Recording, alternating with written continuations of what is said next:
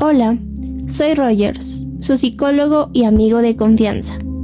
Quiero agradecerles por acompañarme el día de hoy.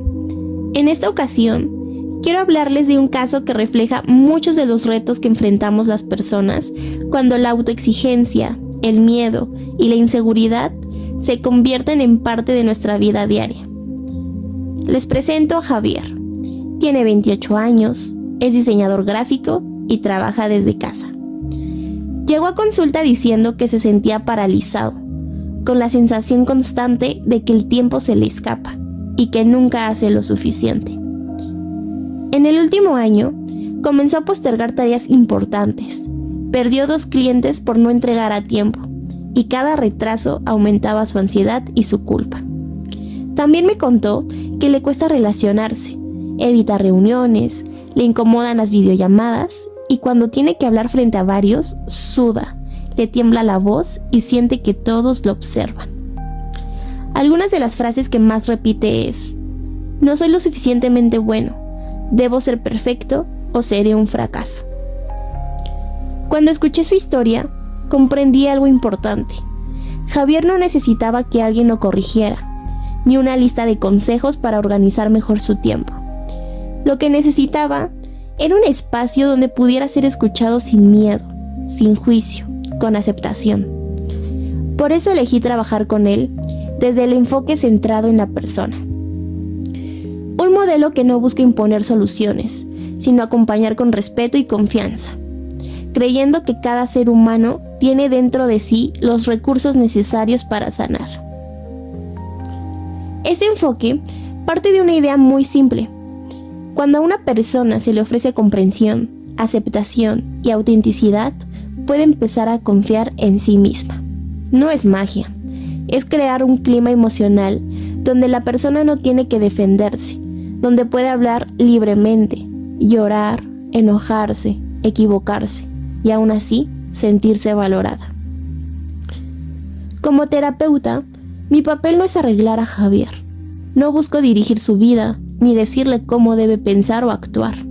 Mi tarea es facilitar su proceso interno de crecimiento, acompañándolo con 3 actitudes fundamentales: la empatía, la aceptación positiva incondicional y la congruencia. La empatía significa intentar sentir el mundo tal como él lo vive. Es ponerme en sus zapatos, escuchar su historia sin filtros, sin prisa, sin juzgar. Cuando él dice: no soy lo suficientemente bueno, mi respuesta no es: claro que sí, tú vales mucho. Eso sería superficial. En cambio, busco comprender qué hay detrás de esas palabras. Quizás el miedo a decepcionar, o tal vez la necesidad de sentirse suficiente ante los demás, o simplemente la vergüenza de fallar. Entonces, le respondo algo como: parece que sientes una gran presión por demostrar tu valor, como si nunca fuera suficiente lo que haces. Esa frase no lo contradice, lo acompaña. Le hace sentir que su dolor ha sido escuchado. La aceptación positiva incondicional es el segundo pilar. Significa valorar a la persona sin condiciones. No importa si se equivoca, si se bloquea, si no cumple con las expectativas que otros le han impuesto. Javier pasó años creyendo que debía ganarse el derecho a ser querido. En terapia, quiero que descubra que ya tiene valor simplemente por ser quien es. Cuando me dice: hoy no avancé nada, fui un desastre, no lo juzgo ni intento animarlo artificialmente. Le respondo con calma: parece que te sientes frustrado contigo mismo, como si fallarte fuera imperdonable. Esa aceptación le permite relajarse emocionalmente. Ya no tiene que fingir, puede mostrarse vulnerable y en esa vulnerabilidad empieza la sanación. La tercera actitud es la congruencia. Ser congruente es ser real, auténtico. No esconderme tras una máscara de profesional perfecto. Si algo me conmueve, puedo decirlo. Si me sorprende algo, lo expreso con honestidad. Recuerdo una sesión donde Javier hablaba de cómo fingía estar bien frente a los demás y me dijo: si me muestro débil, la gente se aleja. Yo le respondí: mientras te escucho, siento una mezcla de tristeza y admiración. Tristeza por cuánto has tenido que callar y admiración por tu deseo de seguir buscando comprensión. En ese momento, Javier lloró por primera vez. No fue por tristeza, sino por alivio, por sentirse aceptado exactamente como era. En este modelo no usamos técnicas rígidas ni ejercicios de control. La técnica es la relación. Y dentro de esa relación, la herramienta más poderosa es la escucha empática. Cuando Javier me dice, todo lo que hago está mal, no le contesto con frases motivacionales. En lugar de ello, reflejo lo que percibo.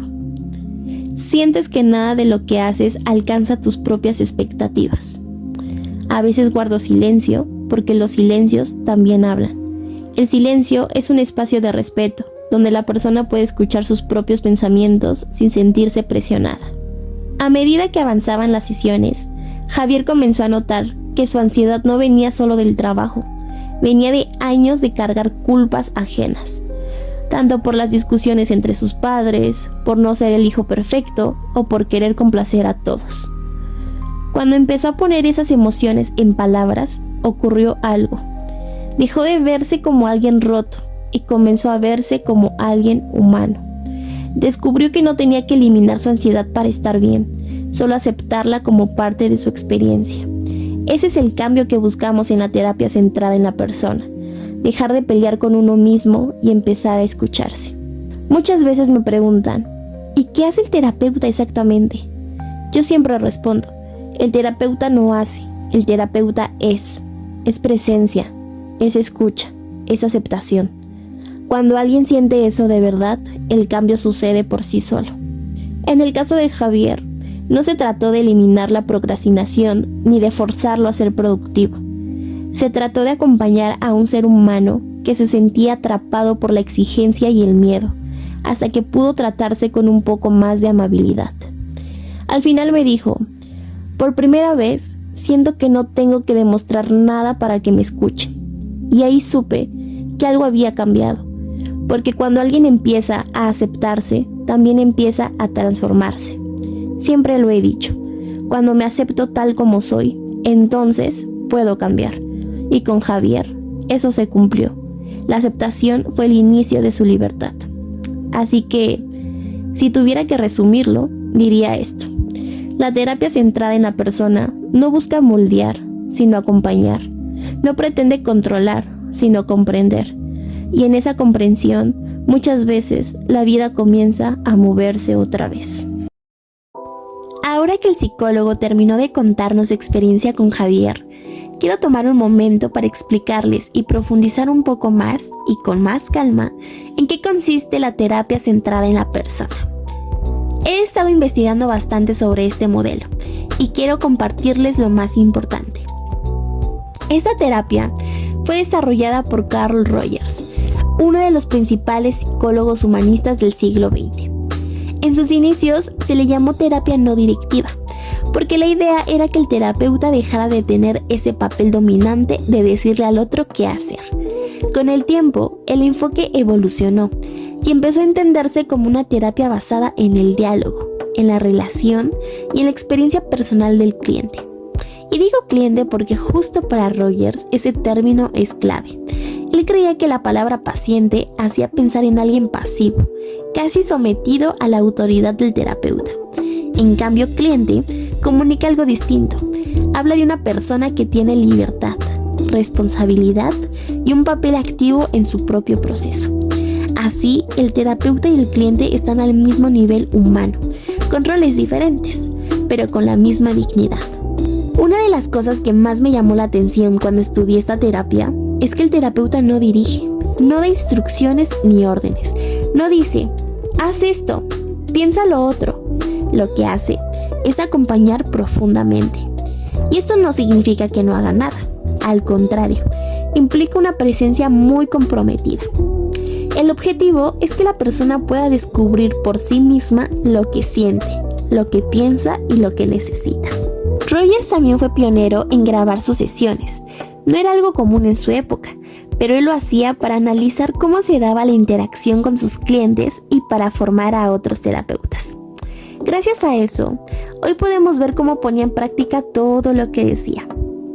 Otro punto interesante es que, aunque hubo influencias previas, la estructura principal de la teoría fue desarrollada por Rogers mismo, con muchísimos años de experiencia clínica detrás, por supuesto. Toda su propuesta gira alrededor de la confianza en la capacidad del ser humano para crecer y encontrar su propio camino cuando se le brinda el ambiente adecuado. El corazón de esta terapia es el diálogo, y a lo largo de las décadas fue cambiando un poco su forma de expresarse. En los años 40, por ejemplo, el énfasis estaba en evitar cualquier forma de control o dirección. El terapeuta debía crear un clima cálido, seguro, donde el cliente pudiera explorar sin miedo ni presión. En los años 60, el foco se movió hacia la verbalización de los sentimientos, que básicamente es que la persona pudiera poner en palabras su experiencia interna, con ayuda de la escucha del terapeuta. Más adelante, el enfoque se centró en la vivencia misma, en cómo se experimentaban esas emociones en el momento presente. Y aunque estas fases generaron algunas críticas, también enriquecieron la práctica terapéutica.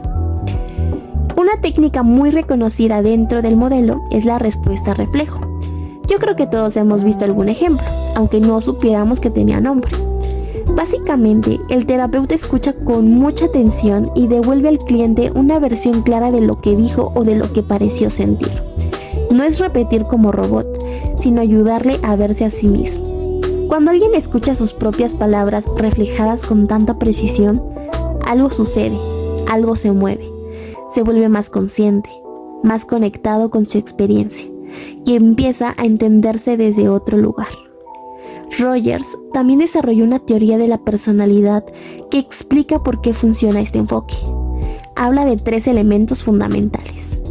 El primero es el sí mismo, que se va formando desde la infancia a partir de cómo nos percibimos, de cómo nos ven los demás y de las experiencias que vivimos.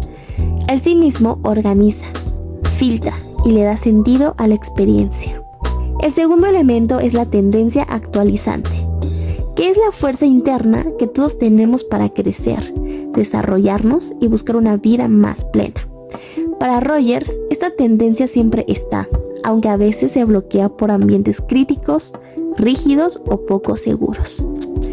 El tercer elemento es la incongruencia, que aparece cuando nuestras experiencias reales no coinciden con la imagen que tenemos de nosotros mismos. Cuando esa discrepancia es grande, surge malestar, ansiedad o conflicto interno. Por eso, para que la terapia funcione, el terapeuta debe ofrecer 3 actitudes esenciales. La primera es la aceptación positiva incondicional, la cual es la capacidad de recibir al cliente sin juicios, sin condiciones. Es ver a la persona tal como es y permitirle que se muestre sin tener que cumplir expectativas. La segunda es la congruencia, que básicamente significa autenticidad. El terapeuta no actúa como si fuera alguien perfecto o distante. Es natural, es honesto, se relaciona como ser humano. La tercera es la empatía, la cual es una comprensión profunda del mundo interno del cliente. Es intentar ver las cosas como él las ve, sentirlas como él las siente, sin perder la propia identidad, por supuesto. Cuando alguien se siente visto y entendido, es mucho más fácil que avance en su proceso. Y eso es algo que Rogers siempre defendió, que cuando una persona se encuentra en un espacio donde se siente segura, comprendida y aceptada, empieza a conectar con sus emociones, con su historia, con sus necesidades, y desde ahí puede construir una vida más coherente, más auténtica y más propia. En pocas palabras, la terapia centrada en la persona no se basa en técnicas complejas ni en análisis complicados. Se basa en la relación, en el encuentro genuino entre 2 personas. Y aunque parezca simple, es una de las formas más profundas y transformadoras de acompañamiento psicológico. Gracias por ver.